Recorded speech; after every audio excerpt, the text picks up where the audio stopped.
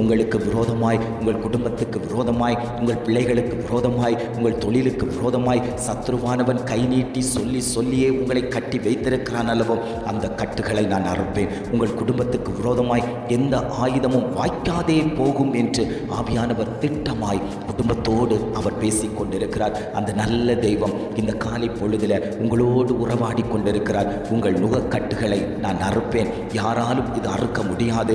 இது மாந்திரீகம் செய்யப்பட்டது, இது பாவத்தினால் வந்தது, இது பாரம்பரியத்தினால் வந்தது, இது முன்னோர்கள் கொண்டு வந்த பாவம் என்று அநேகர் சொல்லி இருக்கலாம். ஆண்டவர் சொல்லுகிறார், எந்த பாவமாக இருந்தாலும் அந்த பாவத்திற்கு பரிகாரமாக நான் முழு இரத்தத்தையும் சிந்தி என் பிள்ளைகளை நான் மீட்டெடுத்து வைத்திருக்கிறேன். இந்த பிள்ளைகளுக்கு விரோதமாய் இனி சத்ரு கை சூண்ட முடியாது, இனி சத்ரு போராட முடியாது, இனி சத்ரு ஜெயம் கொள்ள முடியாது.